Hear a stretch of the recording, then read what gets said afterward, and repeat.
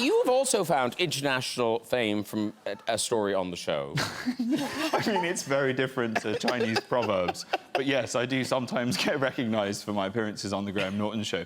The last time it happened, I was on tour in Australia, and I was in an airport with my family, and a guy recognised me. He was like, "Oh, yeah, we love you, Jack Whitehall, yeah. That story you told on Graham Norton about not being able to flush your shit down the dunny." And he stamped my passport and let me through. People remember that story, and then they just come up to you and say it with, like, no context. OK. So, Glenn, the challenge is on. Yeah. I gotta throw something out there. Do you remember when we had dinner at that place? What was the... with Pete, what was the name of the place we grabbed dinner? Dorian. Yes, Dorian. This place has one bathroom. This is the most awkward fan interaction I've ever had. I go to the bathroom, and, you know, sometimes, like, you go to the bathroom and there's, like, toilet paper already, like, in the bottom of the toilet. Yeah. Right? So I'm just, like, lift up the seat, pee, do the thing, and flush. And I realize now why there was toilet paper on there. It just flipped all this stuff underneath it. And I was like, oh my God. So I'm like trying to do it. I'm like, this is crazy. So wash my hands, leave. And as I open the door, there's about 8 girls outside the bathroom door. And they go, oh my God, sorry, we had to meet you. We wanted to say hi. And they're like, and I was like, are you guys going in here? And they're like, yeah. They go, it wasn't me. That was like a whole other person. I didn't do that. They're like, what are you talking about? I was like, you're gonna see a whole situation. I just want to know, like, I added to it, but not like in that way. Like, you know, Just want you to know, Jack Whitehall did that. He's notorious. He's notorious. This guy. Because didn't you have a weird recognition thing when you were having hair removal? Did I talk? You told it somewhere. I talk too damn much sometimes. Okay. So you were having bits done. Hair removal. Hair removal. Yes. And they recognised you down there?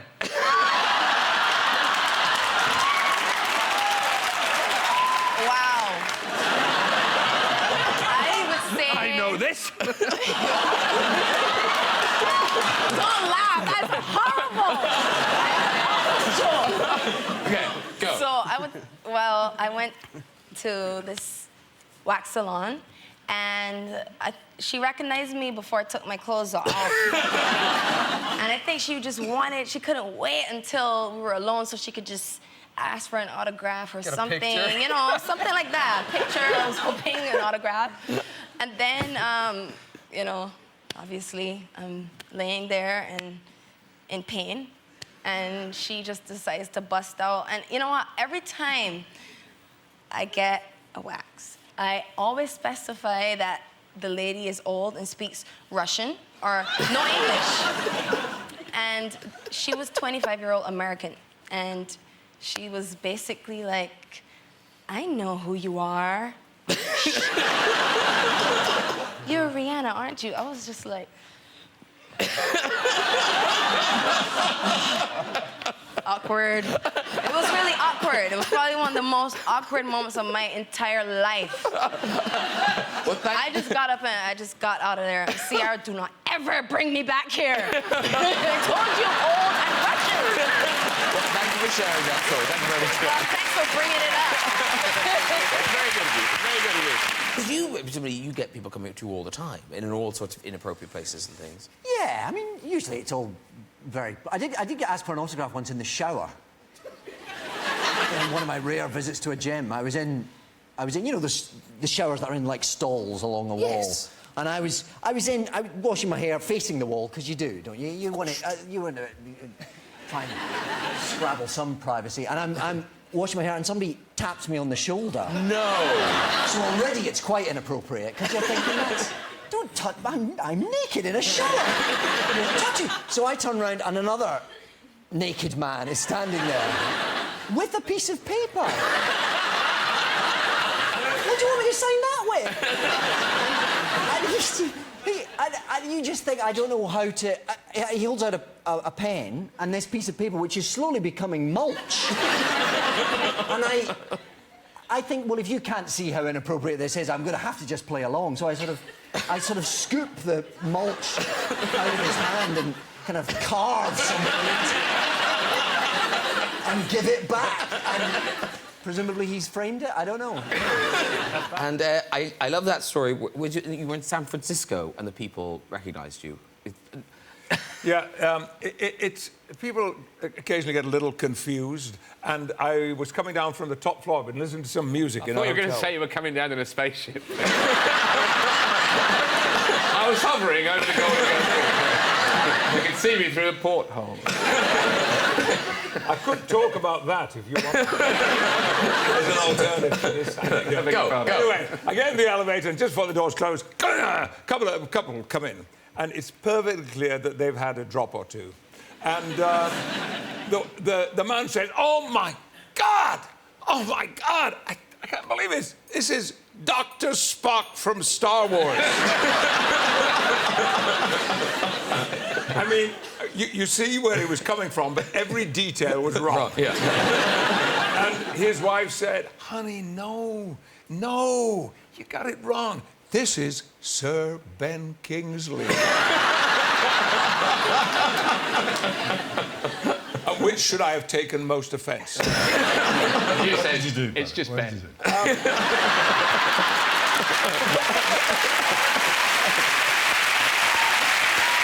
And obviously on the show, there's children in the show, and there's lots of extras and background artists. But there was one background artist who apparently was very impressed to see you. Do you know who I'm talking about? No. Yes, you do. Is it what? I mean... Well, there was one, she kept saying... She got confused. Yeah. She got confused. She thought I was someone else. I thought she was being really nice, and she went to me, "You're doing really well for yourself, aren't you?" And I was like, oh, thank you, love. You know how extras can have conversations with you? Sorry, supporting artists can have conversations with you, and you're like, oh, OK, you know, and they have really interesting conversations sometimes. And she went, "You're doing really well for yourself." I went, "Oh, thank you very much." And you're being polite, you know what I mean? Sure. And then I was like, yeah. And she went, "Because I never thought it'd happen for you." And I was like, oh, OK, where are we going now then? And then she was like, "Well, you know, after Big Brother." And I was like, "What the hang on, sorry, love, what?" And she went, "Well, you're Craig from Big Brother." There you go, look, see? Yeah. I love that she thought that Craig from Big Brother was playing the lead. I know, it was just one of them things. But the crew... Yes, go on, Graham, you're going to show it, aren't you? Yes, the crew. What did the crew do? The crew overheard this conversation. Yes, they did overhear, yes. And Aaron, our wonderful DOP, decided it'd be great for on my final day, when I had a big heavy scene with my wife and kids, that the crew would all have these T-shirts on. And he goes, there they are. Here's Aaron, the big lad there on the DOP. Yeah. And Pete and all the boys, yeah. So they all wore them T-shirts for the whole day, yeah. It was great. Yeah, it was good. Listen, Colin Farrell, I ask Norton. you, do you recognise that her face should come up on the screen? Do you recognise that lady? I recognise her as a human on a screen. Yes. Because here's the story. Hello. That girl is called Tara. Is that right? You're Tara? Yes. Hello, Tara. Oh, I like that wave, that kind of... Anyway, she heard you were on the show and wrote in. So apparently you were at a friend's joint birthday in London. Yeah. And here, Colin, they all got very drunk. Right, OK, excellent. There's more to the story than this. Carry on. You slept together. No. Nice surprise. She's here in the studio. You have a third child. Good luck with your movie. Thank you so much. Bye-bye. Oh, no, you're falling apart. Yeah, could you get my lawyer on the phone? No, she did not. So anyway, somebody came up and said that Colin Farrell, it was in the club. Tara writes, "I love Colin Farrell." Anyway, he was actually standing right behind me, blah, blah, blah. So she goes over to talk to him. And anyway, you work for an investment company Yes. that had invested in Bruges. It was involved in the making of In Bruges. So you chatted about that a bit. Well, I thought it was a good, opening line. Talked to Colin Farrell and... And then you talked about your mother is Irish. So you talked about that as well. Yes. The relationship just grows. Yeah. And then you had your picture taken with Colin. Yes. But then the next morning she woke up and she was sober. She had a look at the picture. But is it true your friends still swear blind it was Colin Farrell? Yeah. We actually do get in heated debates about whether it was the real Colin Farrell or not. It's... Well, now, do you have the picture with you? I do, yeah. OK, so hold up the picture. OK, can we have a close-up of that?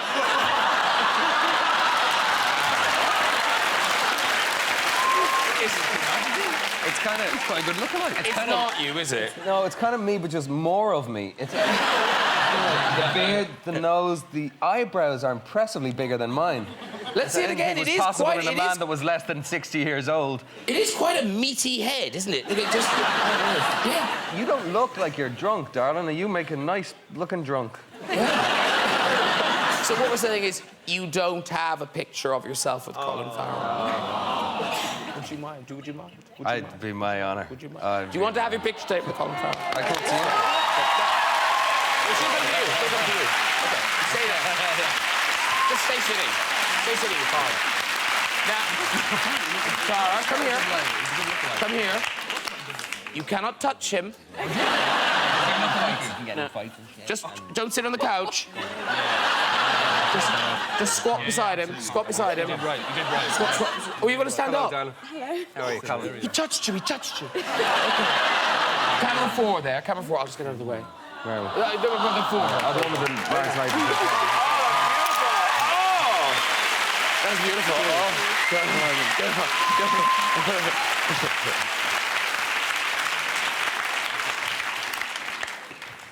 She is so happy right now. Her boyfriend's not happy, though. He's smiling, but he's not really smiling. Yeah. The smile is not in the eye. Colin Farrell. When he said I touched her, it was a fucking handshake. Don't listen to him. Your life sounds idyllic, because you live in a little village, don't you? Yeah, we live in the countryside. Oh, so was it nice, all nice and Christmas and everything? It was Lovely. Yes. Really perfect. Because have they forgiven you? Because when you moved there, didn't they think you were a prostitute? A genuine... Happy New Year! Yes, I think they, it happens quite often. It happened recently, actually. I was in America, and in America, you know, I don't know if this is true of you, but they tend to introduce... Well, you tend to introduce people with a little bio. Have you ever noticed that? They're kind of, she does this, she does this, she does this. You said I put electrodes on my nipples. I actually meant your testicles, but... You've let a lot of light into your life right there. But it's projecting. And I'm introduced as the prostitute, yeah. Why would we have said that about you? I don't know. The girl from the show, the prostitute from that show. And that's kind of how it is in the countryside where we live. Billy did play the part of a prostitute. Of a prostitute? Well, Yeah, so you know people don't sense, yes, all right. People don't just say, the prostitute. Yeah, Billy used to be a prostitute. No, Something new every day. she played the role. But no, so Billy's mistaken for a prostitute, but something even more humiliating has happened to you, Frank, in terms of being mistaken for people. Yes, people often think that I'm you.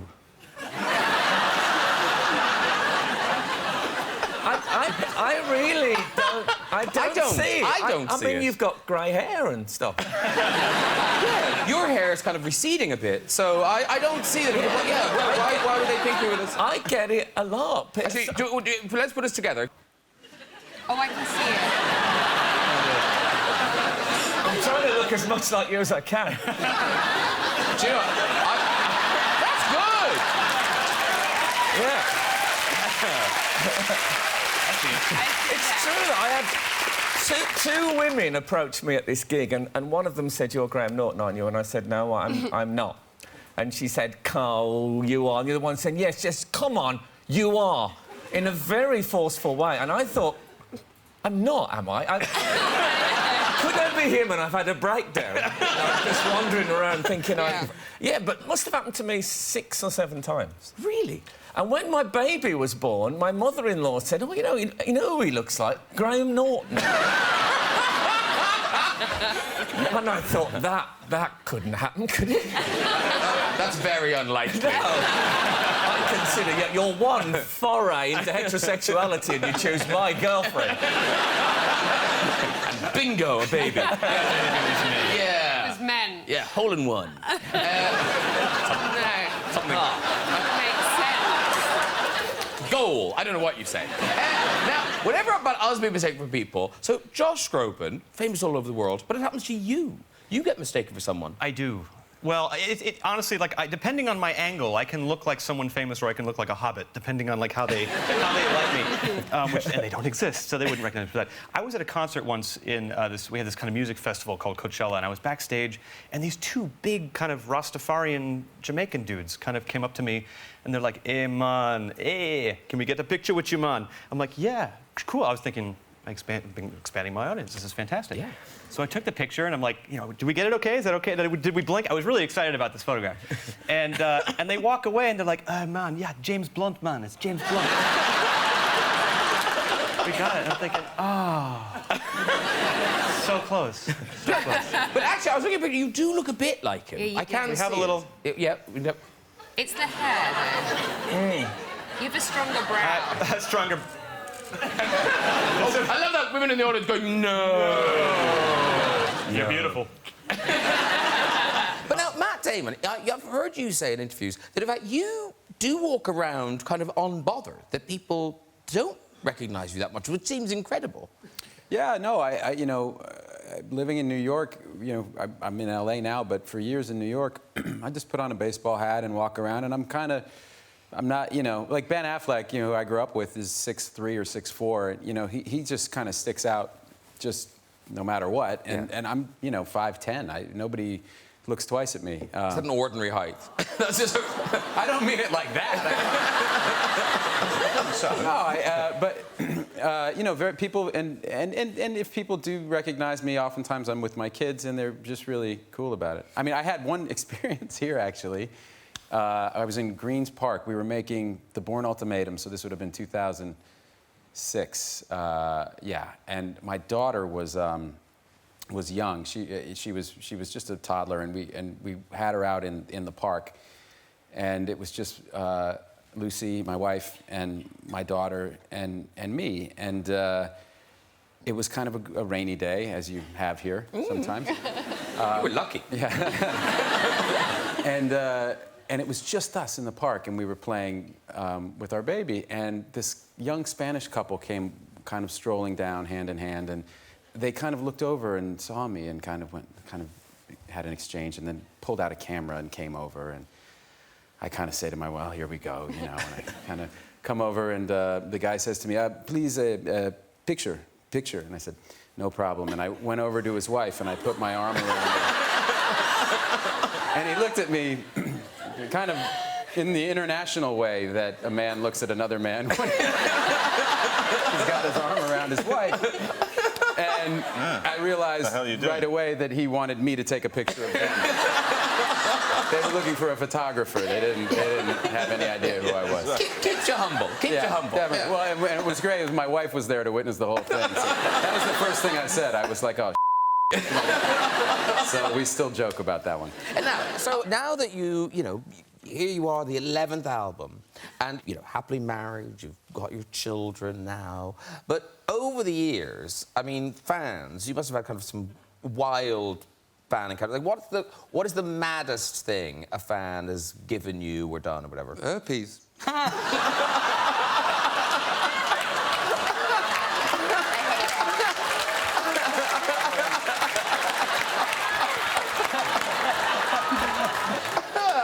Justin knows she can't get it twice. So,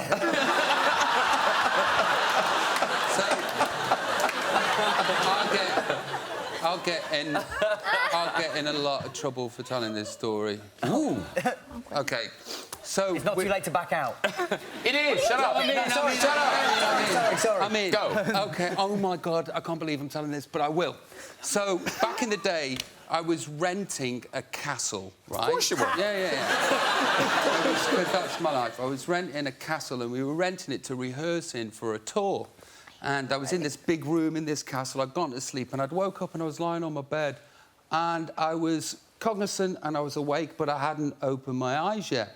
And I was getting more and more confused because I could swear there was somebody in my room, and I could swear that they were sort of tidying up or cleaning or something, and sure enough, I opened my eyes, and there was a lady at the bottom of the bed. Now, and she could have been anywhere from 28 to 58. And she got this headset on, and it had got a sellotape on, and the lead went down to a cassette player. Now, we were way in the days of CDs at this time, and I was like, wow, this situation's really odd, but you just woke up, so you don't really know what's going on. And she looks at me, and I look at her, and I went, all right? And she went, all right. And she looked on the floor where my underpants were, and she went, Calvin Klein's? And I went, yeah. She went, I'm like, OK, this is definitely really weird. And she went, have you got Morning Glory? And this is back in the day when I used to have Morning Glory. So I was like, yeah. He says, I'll you off.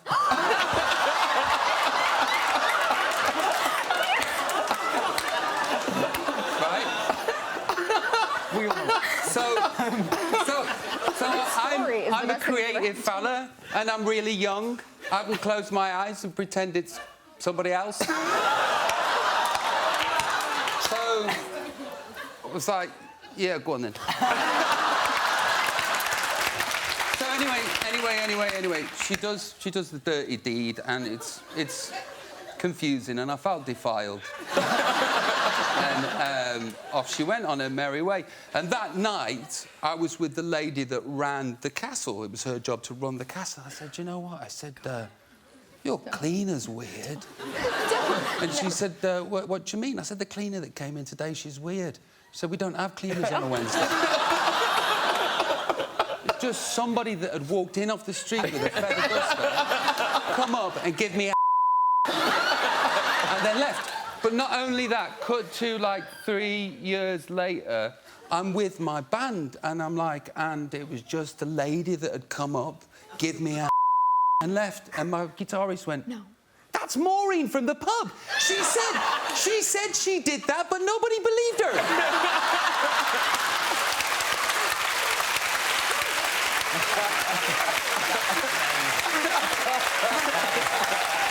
Too soon? No, my friend. Too late. Right. That is... I mean, that's the best thing. We can all go home now. That's the best thing. Does anybody else just on my President Obama stuff? I'll give you the address of the castle. Maureen will definitely come and visit you. Hello. Hi, what's your name? My name is Claire. Claire. Where are you from, Claire? I am from County Clare in Ireland, but I live in London. OK, Claire from Clare. And what do you do in London, Claire? From Clare?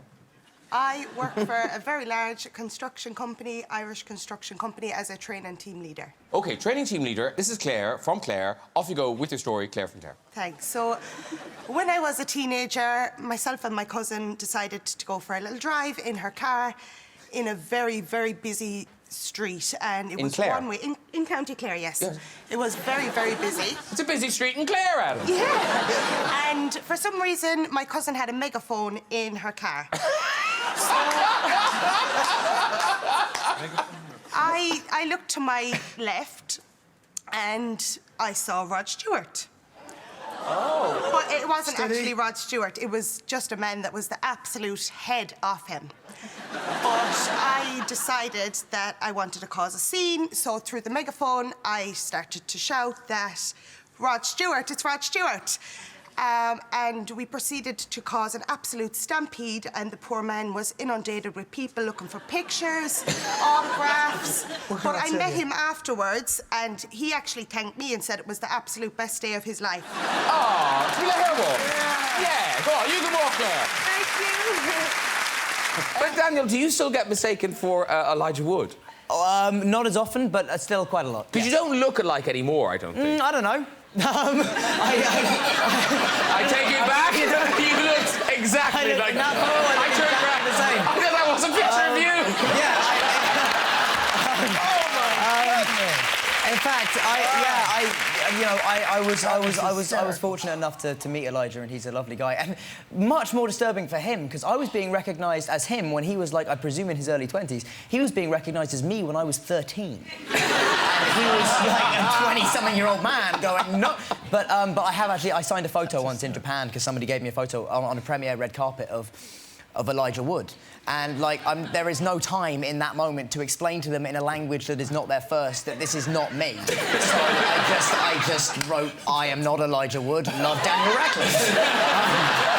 Which I thought, you know, when he translated that, that's a one-off. Yeah. No one else has to do that. Here you are, you're back as Johnny English in this third movie. What about Mr. Bean now? Have you drawn a line under him? No more Mr. Bean?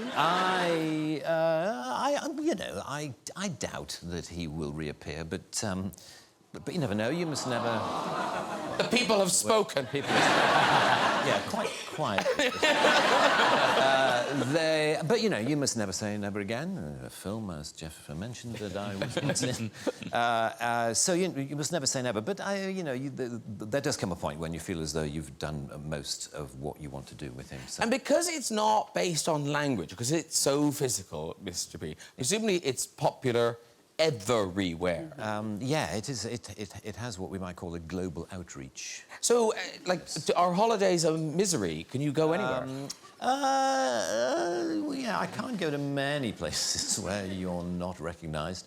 And it's the thing I find most tricky is when people don't recognise you particularly, but half recognise you. You know, it's that strange thing where they go.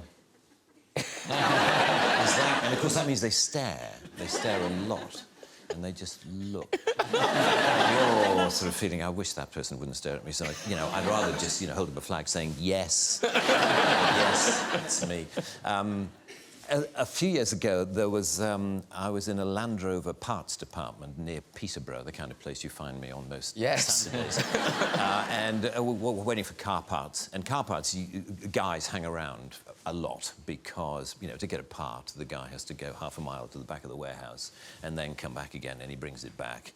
And he says, this is a left-hand one. Oh, you wanted a right-hand one? Sorry, I'll go. And back he goes, and it takes forever. Anyway, I was standing around with a group of guys, and I could see this guy doing that. And he came up to me after a while, and he said, excuse me, has anyone ever told you that you're the absolute spitting image of that Mr. Bean? I said, well, actually, I am the actor who plays Mr. Bean. And he said,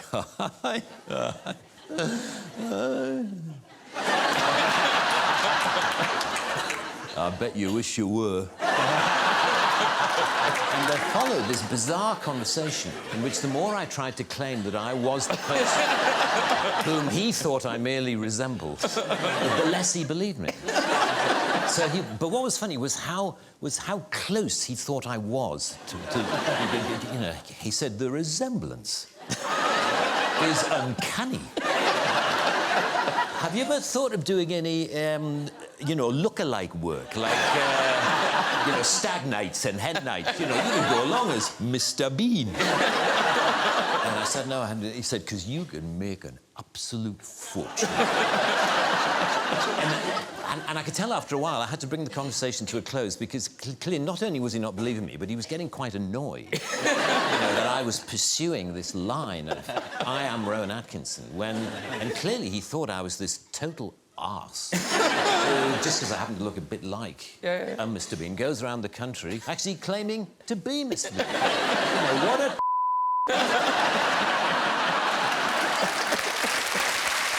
And obviously, Room 101 very popular, but you did...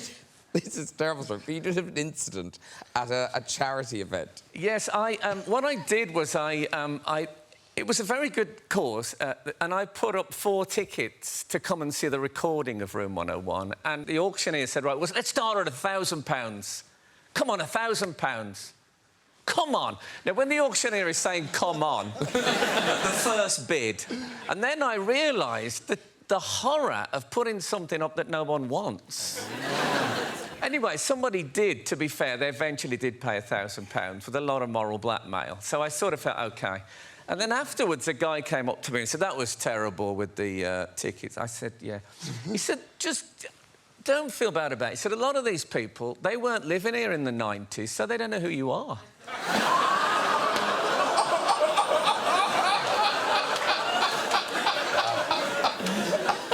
That is so tough. A woman came up to me and said, my husband, he loves you. Can I have a photo? And I said, well, yeah, sure. So I did the photo. She said, he loves you. She said, I'm not interested in cars. And I thought, right, it's one of the Top Gear, but which? And then her mate said, what are you taking a picture of him for? And she said, well, you know, Top Gear. She said, no, he's that comedian bloke.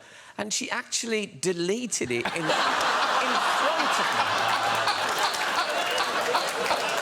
She could have kept that just for the anecdote, you know. And it was that loser, but not... Wasn't even going to tell her husband it had happened.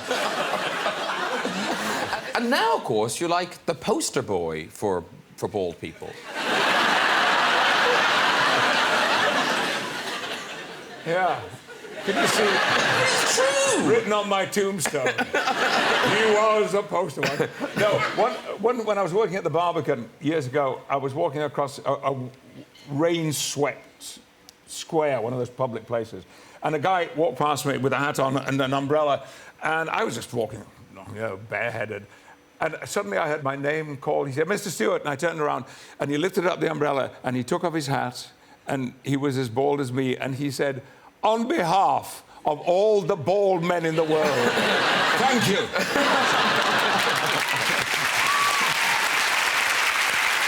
Now, Ciara, your fans, is Love Actually the thing that most people... Well, yeah, but no, Love Actually is the one that people do the signs at me. Or rather, one particular, I was in my mum's car. My mum has this really embarrassing, she doesn't have it anymore, thank God. It was like this horrible yellow car, and I was really embarrassed being in it, and we were stuck in traffic.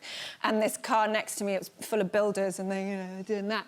And then they held up. They did basically the entire scene from Love Actually with the things, which was kind of creepy and kind of sweet. You know, a bit like the film. I mean, a bit like the scene in the film. Scene in the film. It's creepy and sweet at the same time. They were nice. It was just that I couldn't get away, and it was like we were very stuck in traffic. Were they following you for a long time? No, we were just stuck, completely stuck in traffic. So they were next to us for, I think, probably a good hour. No. So it was like, it was Why horrible. I don't know. Why did they happen to have the cards? No, but well, no, I think they wrote, I don't know how they, actually, good point. I mean, we were all stuck there for a while. Maybe they went out, bought the cards, came back. Pre-prepared. Yeah. And Cher, back in the 60s, it sounds like fans then, I mean, they had no boundaries. I guess Beatlemania kind of set the standard of how wild fans would get and invade the stage and things. Right. Like, wasn't there one where... My favourite of all time. Show Gold. No, I like the one where I think fans of Sonny and Cher, but the girls were dressed, they looked like you. Yes. And then they stormed the stage. Yes. Wow. And Sonny, okay. I didn't like the story you picked, and I don't really remember that much about it. Say it again. I think it was because it's not interesting. You don't have to tell it. Okay. It was just about fans. It seemed like what we were talking about. I'll tell you one thing. Sonny used to keep his money in his moccasin, and on stage, you know, kids did, like, they'd grab your clothes, they'd rip your clothes off, and so one time we're you know, on a gig at the Cow Palace, I think, and Sonny got too close to the stage, and this girl started pulling his moccasin off, and he's hopping, trying to get his other foot back there because he doesn't want his money stolen. So, I mean, they would do... I mean, kids were just so excited, and I guess, you know, they just wanted to get a part of you. I love that you put money in a moccasin. Because he wore... The combination of the two. No, because... Sonny.